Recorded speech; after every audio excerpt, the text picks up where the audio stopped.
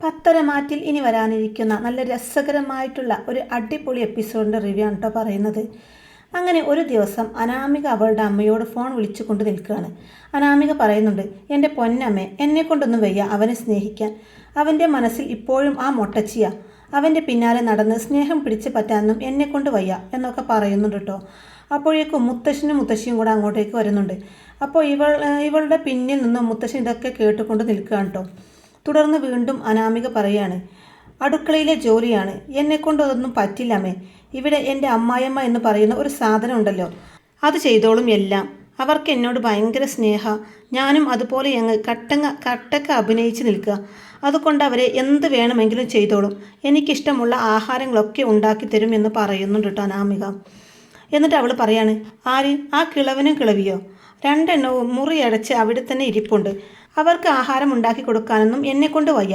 എൻ്റെ അമ്മായിയമ്മ പറയാം അവരെ സ്നേഹിക്കാൻ, അവർക്കിഷ്ടമുള്ള ഫുഡൊക്കെ ഉണ്ടാക്കി കൊടുക്ക്, അവർക്ക് മരുന്നൊക്കെ എടുത്തു കൊടുക്കാൻ. ഞാനെന്താ വല്ല ഹോം നേഴ്സ് വല്ലതുമാണോ ആ കിളവനെയും കിളവിയും ഇങ്ങനെ നോക്കാൻ? അതുകൊണ്ട് എന്നെക്കൊണ്ട് പറ്റില്ല എന്ന് ഞാൻ തറപ്പിച്ചങ്ങ് പറഞ്ഞു എന്നൊക്കെ പറയാം കേട്ടോ അനാമിക ഫോണിലൂടെ. അപ്പോഴേക്കും രേവതി പറയുന്നുണ്ട്, മോളെ അങ്ങനെയൊന്നും പറയാതെ, അവരെയൊക്കെ സ്നേഹിച്ചാലേ മോൾക്ക് അവിടെ പിടിച്ചു നിൽക്കാൻ പറ്റത്തുള്ളൂ എന്ന് പറയുമ്പോൾ, എൻ്റെ അമ്മേ, എനിക്കിവിടെ പിടിച്ചു നിൽക്കണം എന്നുള്ള വലിയ ആഗ്രഹമൊന്നുമില്ല. നമ്മുടെ കാര്യങ്ങളൊക്കെ നടക്കണം. നമ്മൾ ആഗ്രഹിച്ച, നമ്മൾ പ്ലാൻ ചെയ്ത നമ്മുടെ എല്ലാ ഉദ്ദേശങ്ങളും നടക്കണം.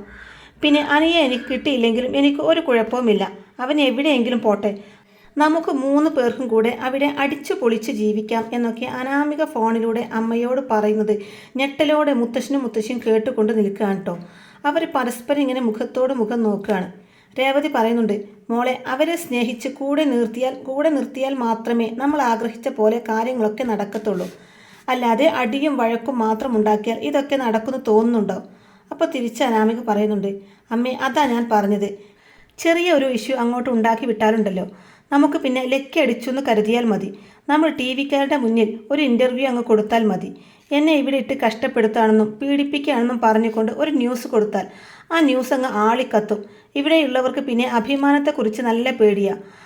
അതുകൊണ്ടാണല്ലോ വലിയമ്മക്ക് പാലിൽ വിഷം ചേർത്ത് കൊടുത്തിട്ട് പോലും പോലീസ് കേസ് ഒന്നും ഉണ്ടാവാഞ്ഞത്. അതുകൊണ്ട് ഇങ്ങോട്ടേക്ക് പോലീസിനെ കയറ്റുന്നതൊക്കെ അവർക്ക് കുറച്ച് മടിയാണ്.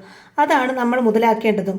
എത്രയും പെട്ടെന്ന് ഞാൻ എന്തായാലും കേസ് കൊടുക്കാൻ തീരുമാനിച്ചമ്മേ. ഇവിടെയുള്ളവരെ എല്ലാത്തിനെയും ഞാൻ എണ്ണിപ്പിക്കും. അപ്പോൾ രേവതി പറയാണ്, മോളെ, അതൊന്നും അത്രക്ക് നിസ്സാരപ്പെട്ട കാര്യമൊന്നുമല്ല. മോള് പ്രസ് മീറ്റിംഗ് വിളിച്ചാൽ ശരിയാ, അവർ കുടുംബക്കാർ നാറും.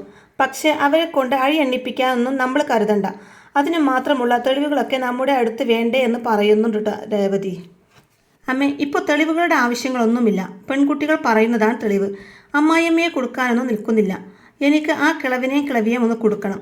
പിന്നെ എന്നെ എപ്പോഴും ദ്രോഹിക്കുന്ന ആ നയനിയെയും നവ്യയും ഇവന്മാരെയൊക്കെ ഒന്ന് കുടുക്കിയാൽ മതി. എനിക്ക് അത്രക്ക് സമാധാനമാവും. അപ്പോൾ രേവതി ചോദിക്കുകയാണ്, അല്ല, മുത്തശ്ശനെയും മുത്തശ്ശിയെയും കുടുക്കിയിട്ട് മോൾക്ക് എന്ത് കിട്ടാനാണെന്ന് ചോദിക്കുമ്പോൾ, ആ കിളവനും കിളവിയും എന്നെ എപ്പോഴൊക്കെ കാണുന്നോ അപ്പോഴൊക്കെ അവർക്ക് എന്നെ ഇൻസൾട്ട് ചെയ്യാൻ പ്രത്യേകിച്ച് വിഷയമൊന്നും വേണ്ട. നവ്യയും നയനയും എന്തെങ്കിലും പറഞ്ഞാൽ അപ്പോൾ തുള്ളിച്ചാടി കൊണ്ടിങ്ങ് വരും ആ കിളവനും കിളവിയും കൂടെ. എന്നിട്ട് എന്നെ എന്തൊക്കെയാണ് പറയുന്നതെന്ന് അറിയാമോ എന്ന് ചോദിക്കാൻ അനാമിക. ഇവിടെ തോന്നിവാസം കാണിക്കാമെങ്കിൽ ഇവിടുന്ന് പൊയ്ക്കോ. അമ്മയുടെയും അച്ഛൻ്റെയും സ്വഭാവമാണ് നീ ഇവിടെ കാണിക്കുന്നത്. അവരുടെ സംസ്കാരമാണെന്നൊക്കെ പറഞ്ഞ് എപ്പോഴും ആ കിളവൻ എന്നെ വെറും വാക്ക് പറയാം. അതുകൊണ്ട് എനിക്കിവിടെ നിൽക്കാൻ തീരെ താല്പര്യമില്ല.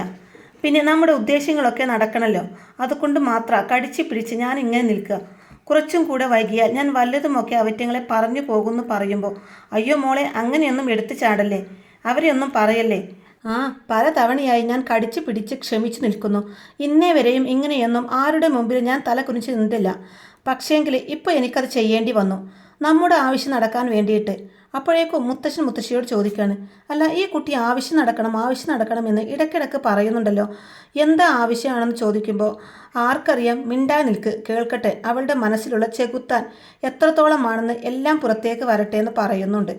അനാമിക തുടർന്ന് പറയുന്നുണ്ട്, എല്ലാവരും ജയിലിൽ പോയി കിടന്നാലേ പിന്നെ നമ്മൾ വിചാരിച്ച കാര്യങ്ങളൊക്കെ ഈസി ആയിട്ട് നടക്കും. ഡിവോഴ്സ് പേപ്പറിൽ ഒപ്പിട്ടാൽ എനിക്ക് നഷ്ടപരിഹാരം തരാതിരിക്കാൻ അവർക്ക് പറ്റില്ല എന്നൊക്കെ പറയുന്നതും അത് കേൾക്കുന്ന മുത്തശ്ശനും മുത്തശ്ശിയും ഞെട്ടിപ്പോകുന്നുണ്ട് കേട്ടോ. അനാമിക പറയാണ്, അതേ അമ്മേ, ഞാൻ പറഞ്ഞത് കാര്യമാണ്. ഇനി അതേയുള്ളൂ രക്ഷ. അപ്പോൾ രേവതി പറഞ്ഞു കൊടുക്കുന്നുണ്ട്, മോളെ, അങ്ങനെയൊന്നും ചിന്തിക്കുക പോലും ചെയ്യരുത്. നമുക്കാവശ്യം നിന്റെ വയറ്റിൽ അനിയുടെ ഒരു കുഞ്ഞാ. അതുണ്ടായിക്കഴിഞ്ഞാൽ പിന്നെ എന്ത് കോംപ്രമൈസിനും അവർ റെഡിയാവും. അതുകൊണ്ട് പ്രസ് റിപ്പോർട്ടോ ചാനൽ റിപ്പോർട്ടോ അതുപോലെ ഒന്നും വേണ്ട. അതൊക്കെ പിന്നെ വലിയ ഇഷ്യൂ ആവും. നമ്മളെ ആട്ടി പുറത്താക്കാൻ പിന്നെ അത് മതിയെന്ന് പറയുന്നുണ്ട് കേട്ടോ രേവതി. അത് ശരിയാ അമ്മ പറഞ്ഞത്. കേസ് കൊടുത്താൽ നമുക്ക് കിട്ടാനുള്ളതൊക്കെ കിട്ടാതെ വന്നാലോ? അതുകൊണ്ട് തൽക്കാലം അനിയെ സ്നേഹിച്ച് വശപ്പെടുത്തണം. എങ്ങനെയെങ്കിലും അവൻ്റെ കുഞ്ഞ് എൻ്റെ വയറ്റിലുണ്ടാകണം. എങ്കിൽ മാത്രമേ നമ്മൾ ആഗ്രഹിച്ച പോലെ കാര്യങ്ങളൊക്കെ നടക്കത്തുള്ളൂ എന്നൊക്കെ അനാമികയും പറയുന്നുണ്ട്. അല്ലേ മോളെ, മോൾ ബ്രേക്ക്ഫാസ്റ്റ് കഴിച്ചോ എന്ന് ചോദിക്കുമ്പോൾ എൻ്റെ അമ്മായിയമ്മ എന്തൊക്കെയോ പുഴുങ്ങിക്കൊണ്ട് തന്നു. അതൊക്കെ അങ്ങ് തിന്നു. അല്ലാതെ പിന്നെ എന്ത് ചെയ്യാനാ? ആ നായന വന്നിട്ടല്ലേ ഉള്ളൂ. ഇനി അവളെ കൊണ്ട് വല്ലതും വെച്ചുണ്ടാക്കിപ്പിക്കണം. അവളെ കൊണ്ട് ഇനി ശരിക്കും പണിയെടുപ്പിക്കണം. എങ്കിലേ എനിക്കിനി തൃപ്തിയാവത്തുള്ളൂ. അവളുടെ അനിയത്തി എന്നെ കുറേ ദ്രോഹിച്ചതല്ലേ. അതിനുള്ള പണിയൊക്കെ നമ്മൾ അവൾക്ക് കൊടുക്കാൻ നോക്കിയെങ്കിലും അതൊന്നും അവൾക്ക് ഏറ്റില്ല. അച്ഛൻ ഇനിയും അവൾക്കുള്ള പണി കൊടുക്കുമല്ലോ അല്ലേ എന്ന് പറയുമ്പോൾ അതിന് അദ്ദേഹം എന്തൊക്കെയോ ഏർപ്പാടുകൾ ചെയ്യുന്നുണ്ട് എന്ന് പറയുന്നുണ്ട് രേവതി. അച്ഛനോട് പറ അവളുടെ കൈയും കാലും ഒടിച്ച് ഒരു മൂലയിൽ കിടത്താൻ. എന്നിട്ട് അവളെ എനിക്കൊന്ന് പോയി കാണണം. എന്നെ ദ്രോഹിച്ചവരാരും അങ്ങനെ സ്വസ്ഥമായിട്ടിരിക്കണ്ട.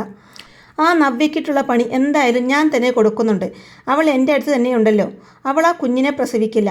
അതിനു മുമ്പേ ആ കുഞ്ഞ് ഈ ലോകത്തോട് വിട പറയും എന്നെല്ലാം പറയുന്നുണ്ട് കേട്ടോ. അപ്പോൾ അത് കേൾക്കുന്നതും മുത്തശ്ശിയും ശരിക്കും ദേഷ്യം വരുന്നുണ്ട് കേട്ടോ. ദേഷ്യം പിടിച്ച് കാലി ഇളകി നിൽക്കുകയാണ് കേട്ടോ അവർ രണ്ടുപേരും. അപ്പോൾ അനാമിക പറയുന്നുണ്ട്, അമ്മ വിഷമിക്കാതിരിക്കെ. ആ നവ്യ, നമ്മളെ ഇട്ട് വട്ടം ചുറ്റിച്ച ആ നവ്യ, അവൾ അധിക കാലമൊന്നും ഇവിടെ മുന്നോട്ട് പോവില്ല. നയന എന്നെ ഒന്നും ചെയ്തിട്ടില്ല. എന്നെ ദ്രോഹിച്ചതൊക്കെ നവ്യയും ആ മൊട്ടച്ചിയുമാണ്. ആ മൊട്ടച്ചി അത് അനുഭവിക്കാൻ പോകുന്നതേയുള്ളൂ. അവളെക്കാളും തല്ലറിയാവുന്നവർ ഈ നാട്ടിലുണ്ടെന്ന് അവൾ മനസ്സിലാക്കും. അവളെ ഇടിച്ചു കൂട്ടി മൂലയിലിടാനുള്ള ആൾക്കാരെയൊക്കെ റെഡിയാക്കാൻ പറ അച്ഛനോട്. ഇങ്ങനെയൊക്കെ അനാമിക പറഞ്ഞിട്ട് ഫോൺ കട്ട് ചെയ്യാൻ കേട്ടോ. ഫോൺ കട്ട് ചെയ്ത് തിരിഞ്ഞു നോക്കുമ്പോൾ കാണുന്നത് മുത്തശ്ശിയെയുമാണ് കേട്ടോ. ഇവളങ്ങ് വല്ലാതായി പോകുന്നുണ്ട്. അടി കിട്ടിയ അവസ്ഥയിൽ ഇങ്ങനെ നിൽക്കുകയാണ് കേട്ടോ അനാമിക. അല്ല, നിങ്ങളെപ്പോൾ വന്നു എന്ന് ചോദിക്കുമ്പോൾ മുത്തശ്ശൻ പറയുന്നുണ്ട്, നീ നിൻ്റെ പ്ലാനിങ് തുടങ്ങിയപ്പോൾ മുതൽ ഞങ്ങൾ ഇവിടെയുണ്ട്. കിളവനെയും കിളവിയെയും പോലീസ് സ്റ്റേഷനിലാക്കണം. നവ്യയെ കിടത്തണം. നന്ദുവിനെ അടിച്ചൊതുക്കി ഒരു മൂലയിൽ ഇരുത്തണം. പിന്നെ അങ്ങനെ ഇങ്ങനെ കുറേ പ്ലാനിങ് ഒക്കെ നീയും നിൻ്റെ അമ്മയും കൂടി നടത്തിയല്ലോ. അപ്പോഴേ ഞങ്ങൾ വന്നു എന്ന് പറയുന്നുണ്ട് കേട്ടോ. അയ്യോ മുത്തശ്ശ, അതൊക്കെ ഞാനൊരു തമാശക്ക് പറഞ്ഞതല്ലേ. അമ്മ വിളിച്ചപ്പോൾ അമ്മയെ വെറുതെ ഒന്ന് സന്തോഷിപ്പിക്കാൻ വേണ്ടി ചുമ്മാ പറഞ്ഞതല്ലേ മുത്തശ്ശ. ഇടയ്ക്കൊക്കെ അമ്മയെ സന്തോഷിപ്പിക്കാൻ ഞാൻ ഇതുപോലെയുള്ള തമാശകളൊക്കെ പറയാറുണ്ട്. അപ്പം മുത്തശ്ശി ചോദിക്കുകയാണ്, ഇത് വല്ലാത്ത തമാശയായി പോയല്ലോ. ഒരാളെ അടിച്ചു കിടത്തണം. ഒരാളുടെ വയറ്റിൽ വളരുന്ന കുഞ്ഞിനെ ഈ ലോകത്ത് നിന്ന് തന്നെ പറഞ്ഞു വിടണം എന്നൊക്കെ പറയുന്നതാണോ മോളുടെ തമാശ എന്ന് ചോദിക്കുകയാണ് മുത്തശ്ശി. അത് പിന്നെ മുത്തശ്ശി, ഞാൻ ദേഷ്യം വരുമ്പോൾ ഇങ്ങനെയൊക്കെ വിളിച്ചു പറയും. അല്ലാതെ അങ്ങനെയൊക്കെ ആരെങ്കിലും ചെയ്യുമോ എന്നൊക്കെ ചോദിക്കുന്നുണ്ട്. അപ്പോൾ മുത്തശ്ശൻ പറയാണ്, അതെ മനസ്സിലായി. 10 23 വയസ്സ് മാത്രമുള്ള ഒരു കൊച്ചു പെണ്ണിൻ്റെ മനസ്സിൽ ഇത്രയൊക്കെ ദുഷ്ടത്തരമുണ്ടെങ്കിൽ ആ പെണ്ണ് എന്തൊക്കെ ചെയ്യുമെന്ന് മനസ്സിലാക്കാനുള്ള വിവരമൊക്കെ ഞങ്ങൾക്കുണ്ട് എന്ന് പറയുന്നുണ്ട് കേട്ടോ മുത്തശ്ശൻ. അയ്യോ അങ്ങനെയൊന്നും ഇല്ല മുത്തശ്ശ. മതി, ഇനി കൂടുതലായിട്ടൊന്നും പറയണ്ട. എല്ലാം ഈ കിളവനും കിളവിക്കും മനസ്സിലായി. നിന്നെ ഇനി എന്ത് ചെയ്യണമെന്ന് ഞങ്ങൾക്കറിയാം. അല്ല, ഈ വീടിനെ വീതം വെക്കുന്നത് പോലെയുള്ള പ്ലാനിങ് അല്ലടി. ആരാൻ്റെ കുഞ്ഞിനെ എങ്ങനെ വയറ്റിലാക്കാം എന്നാണല്ലോ നിൻ്റെയൊക്കെ മോഹം. എന്നിട്ട് ഇവിടുന്ന് ഡിവോഴ്സും വാങ്ങി പോയിട്ട് നഷ്ടപരിഹാരം മേടിക്കാനോ? നാണമുണ്ടോടി നിനക്കൊക്കെ? ഒരാളെ വിവാഹം കഴിച്ച് ജീവിക്കുന്നത് സ്വത്തിനും പണത്തിനും വേണ്ടിയിട്ടാണോ? സ്നേഹത്തിനും നല്ല ഐശ്വര്യമുള്ള കുടുംബജീവിതം ഉണ്ടാവാനും വേണ്ടിയാണ് ഞങ്ങളൊക്കെ കുടുംബജീവിതം നയിക്കുന്നത് എന്ന് പറയുന്നുണ്ട് മുത്തശ്ശൻ. അപ്പോൾ മുത്തശ്ശി പറയുന്നുണ്ട്, അതെ ഞങ്ങളൊക്കെ അങ്ങനെയൊക്കെ ആയിരുന്നു. നല്ല ഭർത്താവ്, നല്ല മക്കൾ, നല്ലൊരു കുടുംബം, ജീവിതം. അങ്ങനെ ജീവിച്ചു തീർക്കാനാണ് ഞങ്ങൾക്കൊക്കെ ആഗ്രഹം. അല്ലാതെ ക്യാഷിൻ്റെ പിറകെ മാത്രം ഓടിയിരുന്നെങ്കിൽ കുടുംബ ബന്ധം ഉണ്ടായിരിക്കില്ലായിരുന്നു എന്നൊക്കെ പറയുന്നുണ്ട് കേട്ടോ മുത്തശ്ശിയും. എന്നാലും മോളുടെ മനസ്സിലിരിപ്പൊക്കെ ദൈവമായിട്ടാണ് ഞങ്ങളെ കാണിച്ചു തന്നത്. അതെന്തായാലും നന്നായി. ഇനി ഞങ്ങൾക്കൊക്കെ മുൻകരുതലോടെ ഇരിക്കാലോ എന്ന് ചോദിക്കാണ്ട് മുത്തശ്ശി. അല്ല മുത്തശ്ശി, അത് പിന്നെ എന്ന് പറയുമ്പോൾ മതി, നീ ഇനി ഒന്നും പറയണ്ട. നിൻ്റെ എല്ലാ സ്വഭാവവും ഞങ്ങൾക്ക് മനസ്സിലായി. പിന്നെ നവ്യയെ ദ്രോഹിക്കാൻ നോക്കുന്നുണ്ടെങ്കിൽ അവളുടെ കുഞ്ഞിന് എന്തെങ്കിലും സംഭവിച്ചാൽ പിന്നെ നീ ജീവനോടെ കാണില്ല എന്ന് പറയുന്നുണ്ട് കേട്ടോ മുത്തശ്ശൻ. ഞാൻ പറഞ്ഞാൽ പറഞ്ഞതാ. നന്ദുവിനോ നവ്യക്കോ എന്തെങ്കിലും അപകടം സംഭവിച്ചാൽ അനുഭവിക്കാൻ പോകുന്നത് നീ തന്നെയായിരിക്കും. അതോർത്താൽ നിനക്ക് നല്ലത് എന്നും പറഞ്ഞിട്ട് മുത്തശ്ശിയെയും കൂട്ടിക്കൊണ്ട് മുത്തശ്ശൻ അവിടെ ഒന്നും പോവാൻ കേട്ടോ. നാശം, ഇവറ്റങ്ങൾ പുറകെ വന്ന് നിൽക്കുന്നത് കണ്ടില്ലല്ലോ. എല്ലാം കേട്ടു. ഇനി എന്തു ചെയ്യും? എന്തായാലും ക്യാഷിൻ്റെ കാര്യങ്ങളോ സ്വർണത്തിൻ്റെ കാര്യങ്ങളോ ഒന്നും പറയാത്തത് നന്നായി. അല്ലെങ്കിൽ അപ്പം തന്നെ പോലീസ് സ്റ്റേഷനിലാക്കിയേന്. ദേവയാനി വല്യമ്മക്ക് പാലിൽ വിഷം ചേർത്ത കാര്യം എങ്ങാനും ഞാൻ പറഞ്ഞിരുന്നെങ്കിൽ പിന്നെ തീർന്നേന്. ഇനി ഇങ്ങനെയുള്ള കാര്യങ്ങളൊക്കെ സംസാരിക്കാൻ കഥ കടച്ച് റൂമിലിരുന്ന് വേണം സംസാരിക്കാമെന്നൊക്കെ എന്നിങ്ങനെ അവളിങ്ങനെ ഓർത്തുകൊണ്ട് നിൽക്കുന്നുണ്ട് കേട്ടോ. പിന്നീട് മുത്തശ്ശിയും റൂമിലിരുന്നു കൊണ്ട് പറയുന്നുണ്ട്, ഇതെന്താ ഈ കുട്ടി ഇങ്ങനെ? ഇത്രക്കും ദുഷ്ട മനസ്സാണോ ആ കുട്ടിയുടെ?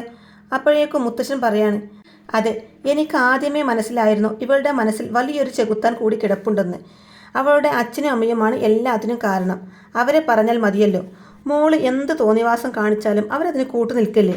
മുത്തശ്ശി പറയാണ്, അവൾ പറയുന്നത് കേട്ടില്ലേ, എന്തോ പ്ലാനിങ് ഉണ്ടെന്ന്. അപ്പോൾ മുത്തശ്ശൻ പറയാണ്, എന്ത് പ്ലാൻ? ഒന്നുകിൽ ഡിവോഴ്സ് ആയി പോകണം, അല്ലെങ്കിൽ എന്തെങ്കിലും പ്രശ്നമുണ്ടാക്കി നമ്മളെ നാണം കെടുത്തണം.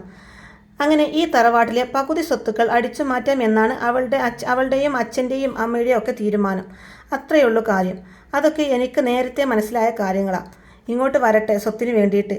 അവരെയൊക്കെ എന്തൊക്കെ പ്ലാൻ ചെയ്താലും ഒരു തരി സ്വർണ്ണോ സ്വത്തോ പണമോ ഒന്നും തന്നെ കിട്ടാൻ പോകുന്നില്ല. അതെങ്ങനെ ഡീൽ ചെയ്യാമെന്ന് എനിക്ക് നന്നായിട്ട് തന്നെ അറിയാമെന്ന് പറയുന്നുണ്ട് കേട്ടോ മുത്തശ്ശൻ. അപ്പോൾ ഇങ്ങനെയൊക്കെയുള്ള നല്ല കിടുക്കൻ എപ്പിസോഡുകൾ തന്നെയാണ് കേട്ടോ ഇനി പത്തരമാറ്റിൽ വരാനിരിക്കുന്നത്. അപ്പോൾ ഈ റിവ്യൂ ഇഷ്ടമായിട്ടുണ്ടെന്നുണ്ടെങ്കിൽ വീഡിയോ ലൈക്ക് ചെയ്യാനും ചാനൽ കൂടി ഒന്ന് സബ്സ്ക്രൈബ് ചെയ്ത് സപ്പോർട്ട് ചെയ്യാനും മറക്കല്ലേ ഫ്രണ്ട്സ്. താങ്ക്